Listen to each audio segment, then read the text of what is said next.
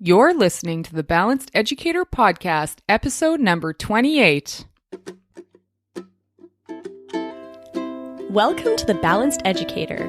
We're your hosts, Kaylee and Josiane from EduCalm. Our intention is to equip and empower you to feel more calm, balanced, and joyful in all aspects of your life.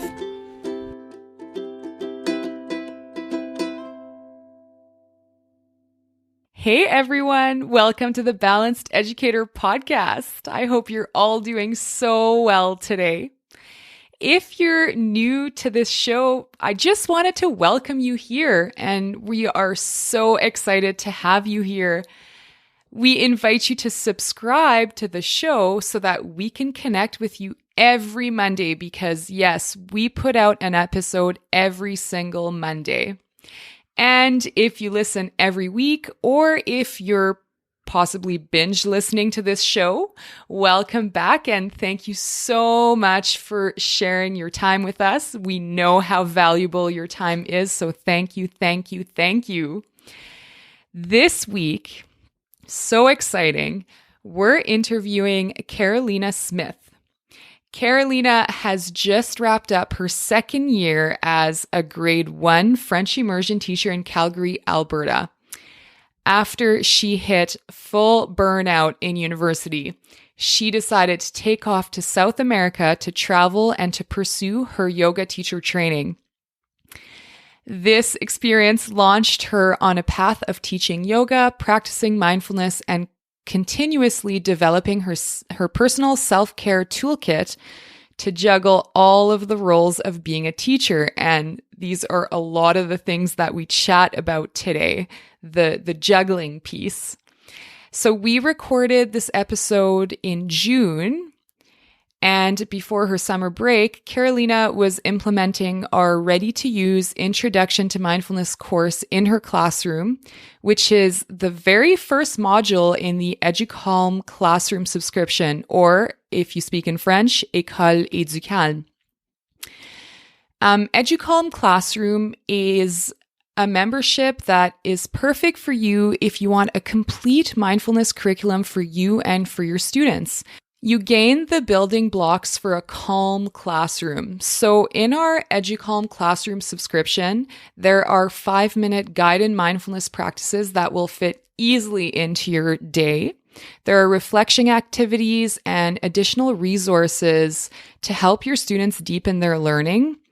There are detailed and easy to follow lesson plans for each practice so that you feel confident even if you aren't a mindfulness expert. And this mindfulness curriculum is developed by us, and we are teachers. Kaylee and I are both teachers, and this program is used successfully with hundreds of school-age children and teens. With EduCalm Classroom, you will gain tools and strategies for coping with life stressors mindfully. You will become more self-aware, or your students will become more self-aware. You and they will learn about emotions and how to respond mindfully to big feelings. And you and they will develop a growth mindset. You can access the entire growing library of EduCalm Classroom or École Educalm curriculum from your computer or the Teachable iOS app so you can get back to feeling calm using the device of your choice. So, if you would like to access the very first module at the EduCalm Classroom subscription, so Introduction to Mindfulness. So if you would like to grab it for free, stay tuned until the end of the show and we will share the code with you. Now, before we dive into this episode, we wanted to share with you a book that we love, written by Keith McPherson, an author and mindfulness coach. The book is called Making Sense of Mindfulness, and it breaks down mindfulness into easy to understand and to implement principles. We absolutely loved how Keith makes mindfulness feel easy and simple. This book is perfect for anyone new to mindfulness and to anyone who wants to dive deeper into living mindfully.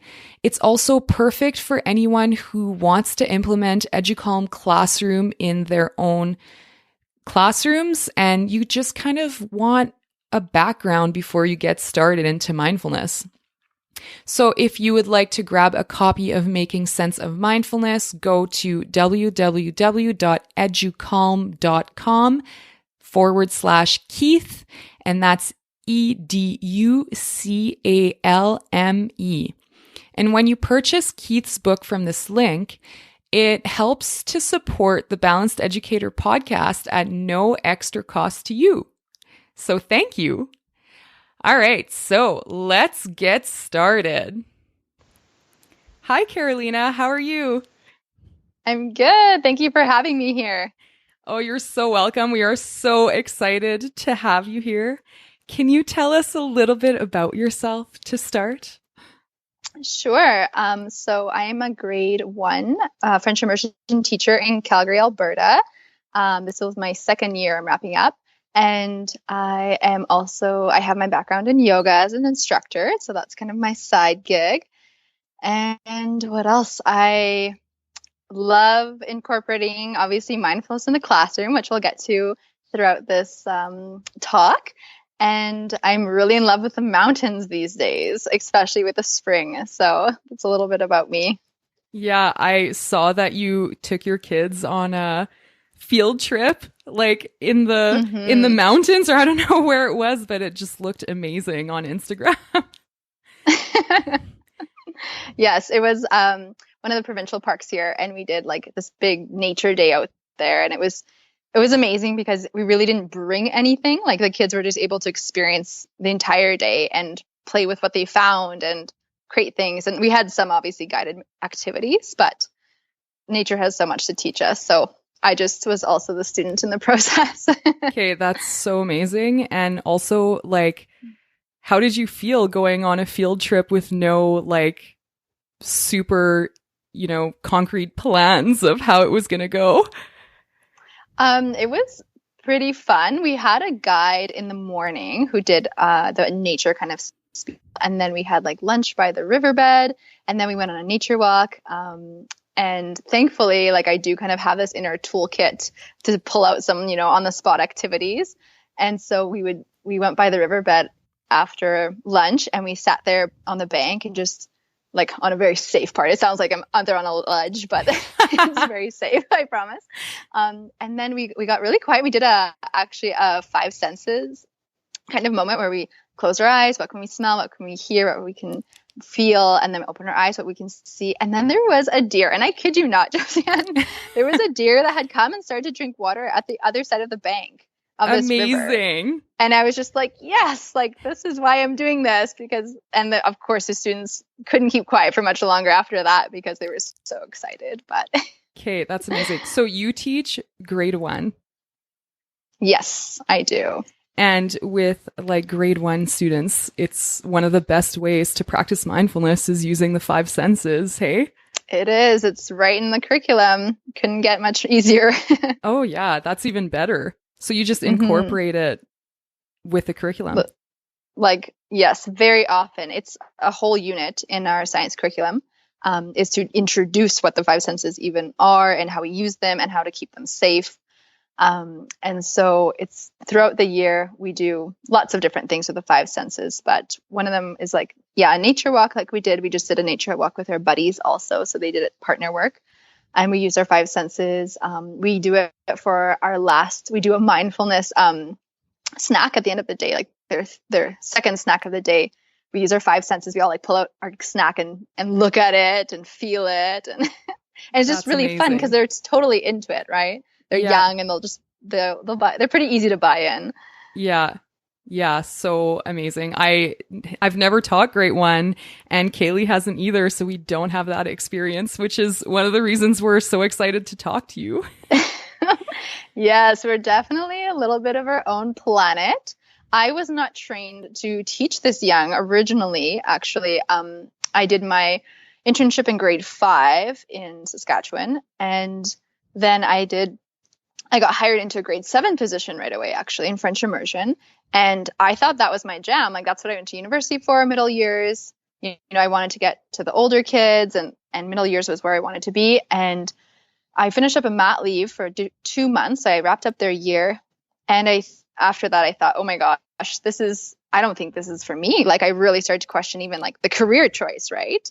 And it's not that they were like awful or anything. It was just like, I didn't even really kind of like that curriculum at that time. And anyways, so when I got out here to Calgary, I got placed in grade 4 originally, and then they offered me grade 1. And I thought, oh my God, I've never done grade 1. I've done a lot of daycare work, but it's not the same.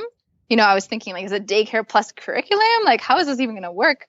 And I honestly I chose not to switch grades this year. Like, I really do like it here. That's so awesome. So you practice mindfulness with your grade 1 students. Mm-hmm. Can you tell me what that looks like? You talked a little bit about the 5 senses, but do you have anything to add to that? Yeah. So besides making it, you can make it, or sometimes I make it a formal lesson. However, what I've noticed is best, and in terms of helping myself make sure I incorporate it into our days, is simply just doing that, becoming a routine, or just making those small cues with the kids to remember different ways to relax, calm down, move mindfully around the classroom. Like their bodies are growing so fast. Like now it's just, after a long weekend and suddenly I notice their growth spurts. So how do we move our bodies really mindfully? And then just using that vocabulary as there's lots and lots of dialogue that happen right back and forth. So just making sure that's incorporated that way as well. There's not a lot of mindfulness formal lesson work besides obviously what you girls are providing, which has been like a complete, like just golden nuggets of treasures Thank that you. I've been putting in. Yeah, I've been putting into my classroom since I think it was March I discovered you. So before then, though, it was very much just kind of what we talk about, and a lot of it would be focused towards social emotional and recognizing emotions too.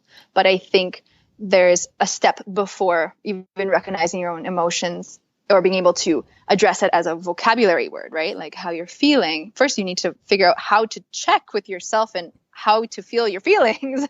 Yeah. And that's something I think that the students and younger children are so intuitive with that already. And then being able to kind of categorize them or label them, and then educators or adults around them can kind of help support where they are. So there's a lot of that in terms of dialogue. And then there's, of course, the whole concept of calming down, what that looks like. That's a big one, right? Finding balance within the classroom itself. So how do you teach them that, like the calm aspect? So we do a breathing practice every day. And so they know that as their number one technique. And it's something that I started day 1 of the beginning of the year. This is a time that we're going to do les respirations and, the breathing practice. And this is how we're going to do it. It's a lot of practice. And even to this day, 10 months later in the year, it's not like an adult meditation class, nor should be, right? No. We have, I have tools. I've got, one little girl that's playing with sticky tack. I've got another one that's lying on the ground versus sitting. I've got 2 back to back because they seem to work best that way. And it looks very dynamic in the classroom. So when it comes with people, asking, how do you get those kids to calm down? It's not going to look like you might think, but to them, that's their calm down. That's when they feel their own heartbeat and they feel it slow down. And they understand that this is a respectful time for the other ones too. And you as a teacher, you're just creating that inclusive environment for them. Like, even though it looks different, they're all having a similar experience, right? Exactly. You can only, there's only so much to do in the sense of create the space, and then they kind of, they play with it. Some days it's easier than others for them. Yes, of course. And as we know, it's when we do these practices, some days it goes really well and some days it's like total chaos and you're like, why? Right? Totally. Oh my goodness. Something that I found has really helped is just keeping the time consistent. They know that after the second recess this year, anyways, with this class, that's when they come in and they lie down on the carpet and they've got their hands. We go with one hand on the heart, one on the belly, and that's where their breathing is. And that's kind of been our mini classroom universal symbol. If even with the kids within themselves at this point, if they think the other person needs to take a breath or calm down, like one hand will be on the heart, the other one will be on the belly. It's like the cue for them to be like, I think you need to calm down. Okay, so cute. And such a good idea because kids are so visual. Yes. So you don't have to say anything, right? You just have to do the motion. And then it's like, okay, take a breath. Mm-hmm. That is so perfect. Thanks for sharing that. Yeah. That's a great strategy. Yeah, absolutely. It's been working. So I'll keep that one. That's so good. So you have a daily practice with your students at school. Mm-hmm. Do you have your own practice at home for yourself? And what does it look like? Yes. So I definitely do. And it stemmed from doing my yoga teacher training in my, I think it was my last year of university, just before I graduated. And so I've kind of been playing with what that looks like in my own life. And it went from very intensive, hot, sweaty yoga being my mindfulness practice to sitting and meditating and that being my style. And this year, every year, it's a bit different. I should just say every day, it can look very different. But recently this spring, especially with the sun coming up, I've been motivated to get up earlier. And so I do. And my meditation practice is usually where my go-to, or I'll sit on my cushion and that's my 10 to 20 minutes to myself. Or sometimes my mindfulness practice is just getting up and journaling, getting up and reading. I kind of have a list, a mental list of all the things that I like doing that are for myself. And I've dedicated the last couple of months to choosing to do one of those activities for 10 minutes in the morning. So I know I've kind of filled up my own cup first thing. And I know I say this, and I do not have children at home, and I do not have, irregular working hours. So I am able to create this routine, which has been very helpful in terms of grounding through report card seasons and all those fun kind of hectic moments in the school year. But that morning part is a big part of my mindfulness practice. And then I suppose other ways is just keeping, again, it kind of infused throughout the day. So one of them is I really enjoy essential oils. And so I have certain oils dedicated to kind of certain affirmations. So depending on what I need, I feel like I need, that's what I'll be either wearing or diffusing, or making sure it's in my car or on a roll-on. And that just kind of brings me back to, okay, what is my mission here? Like, what are my levels at? And something that I've really been enjoying doing, and I do it quite naturally now, but it was quite a practice at the beginning, is checking in with my quality of breath. So often if I'm complete overwhelm or something's kind of triggered me and I feel that something is too much to handle that moment. And this could be just, the casual daily chaoses that start to happen, personal and professional.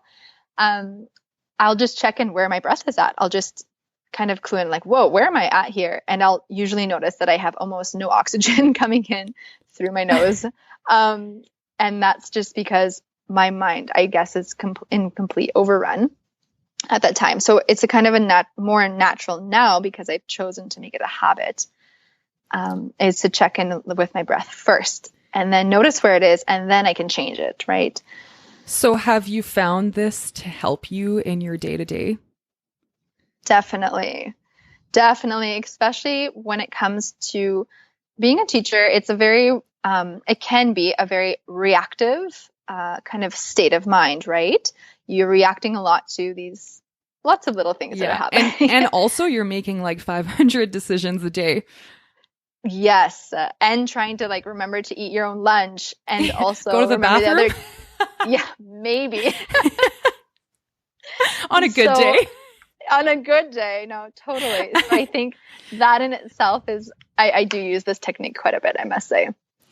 And how do you find that your mindfulness practice has helped you in your life? In so many ways. I remember one of the first aha moments I had when I started a meditation practice, and it did start at my yoga teacher training, even though I was very interested in the topic before then, was how I could control my reaction time. And that I saw immediately when I came back home from my trip. I was still back at home living with my family. And here I was coming like all zen and adventurous. And I was coming back into university again and like the chaos and living with my two younger sisters. And it was a complete reality check. And instead of being, slightly more explosive or reactive, especially to my sisters, I started to notice that I'd take a breath before I would respond to what they had to say, or, if a situation came up.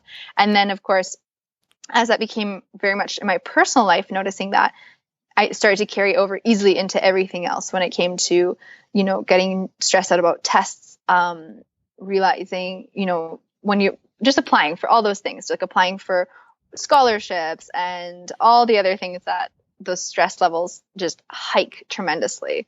And so that aha moment was really powerful because I started to realize this was a power in itself, and it kind of was like a superpower that I could use, and realize, whoa, I can make a choice right now, but I need to make sure I'm in that right state of mind. And like either it's a breath check-in or it's just an extension overall of my patience, essentially. Yeah. And that's essential to my job. Absolutely. As well as my partnership, as well as, friends and families and all those situations. And I think for me, like as a teacher, when I had my classroom, that was one of the first things that I saw in my students, is that all of a sudden they would start to take a breath before reacting to something. And that's when I realized how important this practice is for kids, to teach them something so simple as to pay attention to their breath. Yes. So kind of circling back to, starting the mindfulness practice for ourselves and then doing it with the kids. It's like what we see in ourselves, we see in them too, right? Yes, it's pretty phenomenal. They're a complete mirror of usually my own emotions. Which is powerful and can be very, very chaotic, but at the same time, it's all part of that practice. It's just that challenge to bring it into play at the moment. I love it. Mm-hmm. So can you tell me, I think one of our community's biggest struggle, and that's mostly teachers, is to really just find balance in their lives. So can you tell me how you balance life? How do you find balance in your life? Yes. Okay. This is the ultimate, isn't it? If there was a secret answer, we'd all be all buying it. No. The balance of work life, I saw very much as this 50-50. And that came from, I think, just seeing my dad kind of, go to work and then he'd come home, and there was this very big separation. My mom would go to work and come home, and they would always say, work and life is very separate. So I really tried that for a long time, but then I'd be coming home and needing to talk about it, or being upset and realizing, why can't I shake this? Like I should be able to transition maybe in my commute or whatever it is, right? That time in between just getting home from work. Then I started to think about how it's more holistic than that. It's not just this separation, dividing line. It is very much I almost see the word balance as kind of like a spinning top, and it's kind of got this harmony, and one side will kind of be a little higher than the other, and that's all okay. And there isn't really ever a perfect level of balance between two worlds, you could say. So there's lots of ways that I've tried to experiment and seeing how I could be better, and many of them are working so far. One being, of course, the morning routine that I was kind of speaking to, and another being choosing a transition activity between work and home has made a huge difference. So doing what I need to do at work, making sure that I do take those breaks throughout the day. I do get to, smell my favorite essential oil, and that I am going to the washroom, and that I'm packing myself like nourishing lunches, right? Yeah. I've got a whole, mini snack system kind of going on, or I know more or less what works for me at what times, because my first year of teaching, which was only last year, I was so depleted. I was so probably malnourished also and exhausted. Yeah. Like I could not even tell you what I did last June because it was an absolute blur. I totally know the feeling. Yes. And I thought, this is crazy. Like I want to teach, but I cannot live like this. I'm going to become a statistic of burnout of teachers. And I didn't want to become that. So I realized I need to take those smaller moments in between the day. And sometimes it means shutting my door and like doing a few cat-cow stretches in my chair. Sometimes it means that I need to make sure I go out and run those laps with the kids before recess, or, whatever it needs to be kind of at that moment. And I think I really had to change my mindset of making sure I wasn't shaming myself for doing some of those things, like taking that time to say, sorry, I can't actually answer your question right now to a colleague. I need to go to the bathroom. I'll be back. Or, just little things like that. Yeah. Making those micro mindset changes has been a really big help in terms of setting boundaries and setting kind of those personal limits and it's very possible. I know is to do it really politely and casually, and it doesn't have to be big. I don't have to go for, like to the gym during lunch, and back to get my self-care or to get that moment of balance, but it can be just the small things and making those count. But sorry, I was going back to the transitioning between work and home. For me, I need to get like an exercise in between. So that's usually when I'll go to the gym right after work, just to get heated, sweat it out, whatever it needs to be. I also have the privilege of carpooling with colleagues to and from school. And sometimes it just will be that conversation that needs to be had, or bouncing those ideas. They're often my soundboard for a lot of things. So it's really nice to talk to another teacher about teacher issues. Yeah. Versus my poor boyfriend who gets a lot of it and he kind of just nods his head and you know, supports how he can, but that's about it. They don't fully understand if they're not, like, I feel like you don't understand if you're not a teacher, right? 100%. So, because it's just such a world of its own. It is. It's no other career is quite like it. No. So do you find, because you said you practice with your kids every morning, do you actually like sit down and practice with them? Yes. At the beginning, it's more about me kind of maybe putting out fires or remodeling or, you know, pausing and, okay, let's talk about this because this is what's acceptable and what's not, those kind of conversations. But easily within like 2 months, for sure, they're able to completely do it by themselves. And then I can sit and I can close my eyes for a couple, 30 seconds at a time, I would say. Yeah. And tune into my own breath though, know that I can sit there and be okay with what's going on in the classroom and like those little fidgets that are happening and whatnot. And that's okay. And the kids at that point know what being respectful means. And so do you find that helps you too, to stay balanced throughout your day? I would say it does, but not every day. I wouldn't say that's what I rely on for my own breathing purposes. That's Madame in front of her kids being mindful. Okay. Do you know what I mean? Yeah. And so how long do you do this practice with the little ones? So it started, September was like 3 deep breaths. That was our mindfulness practice in terms of our sitting, like our formal mindfulness practice. And now it can be up to 10 minutes. Wow.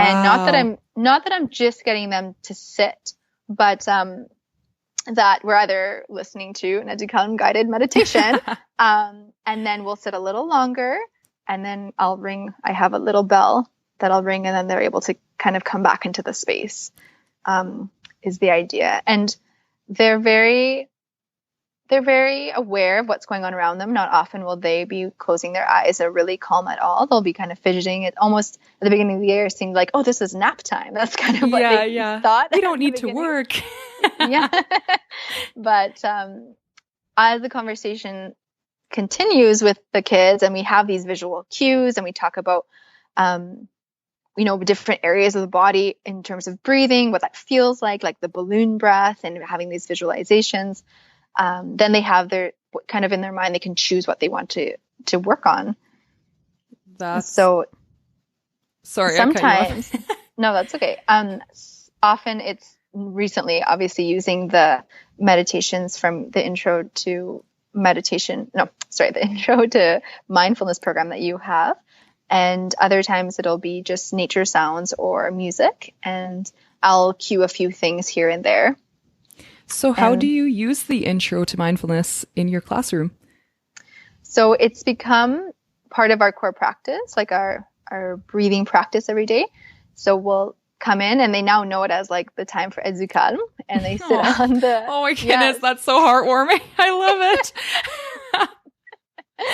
And they sit on their carpet or their chair. They have all their options that they know of now. And we read the theme of the poster every time. So we go through the words, which is like, excellent vocabulary moment, and then they can read and try and associate what those words really mean, like respiration, seeing it spelled out. Like those are big, big concepts at this level, right? Yeah. And then we listen to your recording, and then I give them like about a minute to just like sit with that, even though they like to pretend to play the little ukulele. Yeah. They all like kind of have their little guitar, mini air guitars.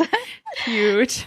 And then they'll sit for a bit, and then I'll ring the bell, and they know that's kind of when to come back into the circle. And the booklet. So how I've introduced it, the program, is that I've used each jour that you have over a span of a week to a week and a half, and we'll just repeat it because that repetition is really crucial.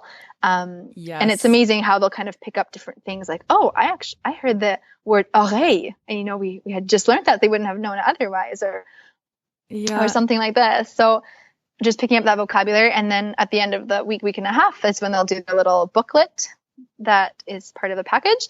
And they like to know now. I mean, it's 5 days, but they want to know what day we're on. They're like, have we got to jour 4 yet? Like, they're curious. So cute.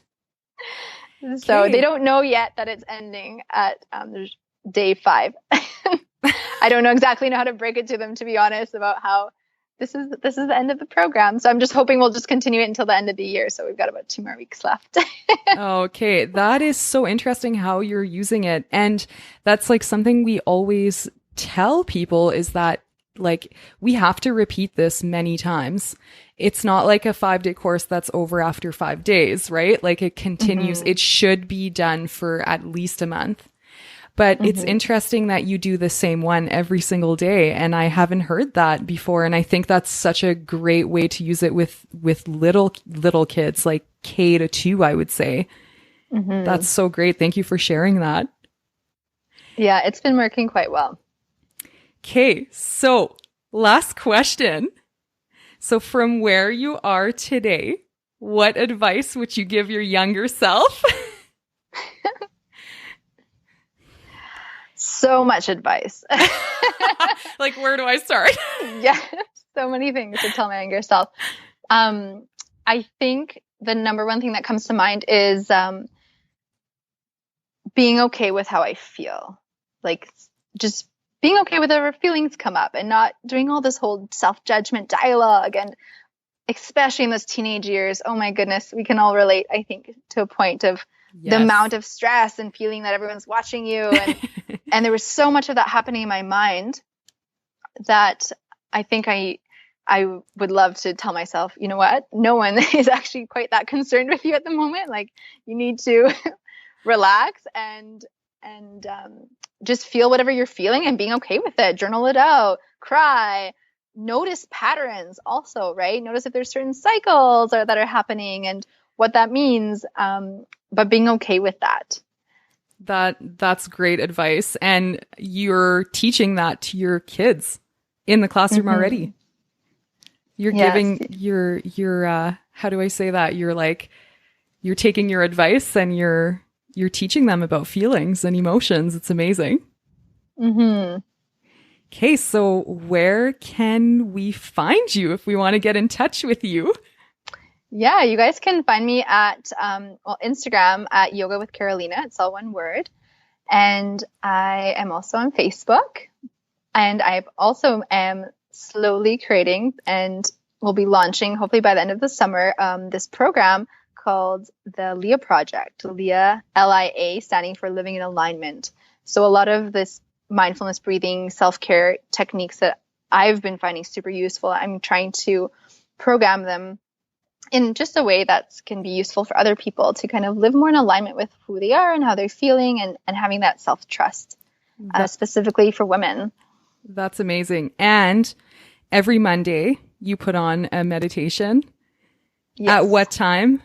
I know it's at 8 p.m. Mountain Standard Time now, at the Leah Project. We have loved tuning in. I think we tried to tune in a couple times now, and we loved it so much. You lead the meditation so well. So thank you for that. You bet. Thank you. Okay. Thank you so much. Thank you for having me here. This is great.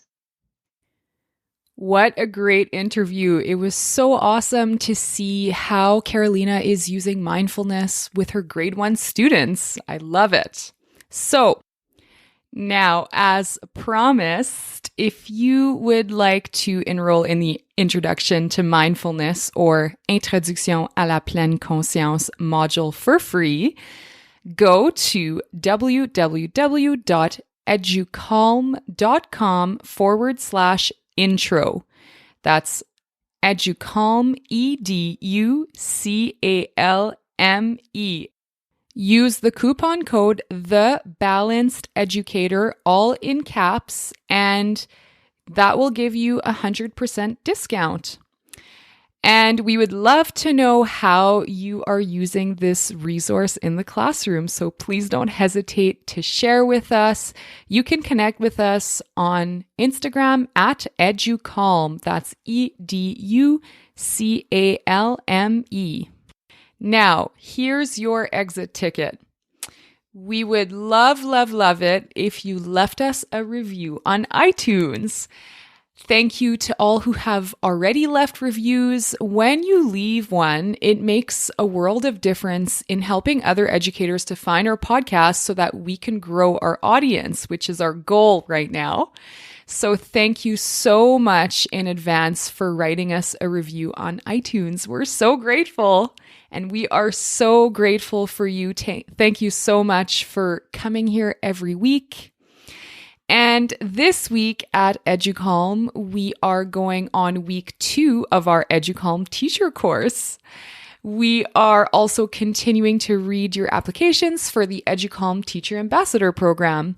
So if you are passionate about bringing mindfulness to your classroom and helping us to reach more teachers so that we can support more students, we are so excited to collaborate with you this year. Please read all of the details about our Educalm Teacher Ambassador Program at www.educalm.com/ambassador. And that's EDUCALME. And if it feels like a good fit, if you find yourself nodding your head and you feel a pull from your heart, fill out the application so that we can get to know you. We are taking applications for the Educalm Teacher Ambassador Program until August 10th. Thank you to all who have applied already. We are getting so excited to get in touch with all of you. This week, we are also working on our mindful movement module for Educalm Classroom, and we are so excited to share more about this. And we just wanted to thank you so much for sharing your time with us. Have such a good week, everyone.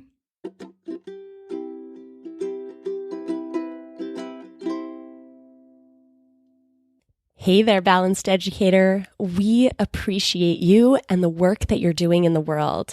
We are here to support you, so we've created a free resource library for you to use anytime you want. Resources for mindfulness for you and your kiddos at home or in the classroom. You can get these free resources by going to www.educalm.com/The Balanced Educator.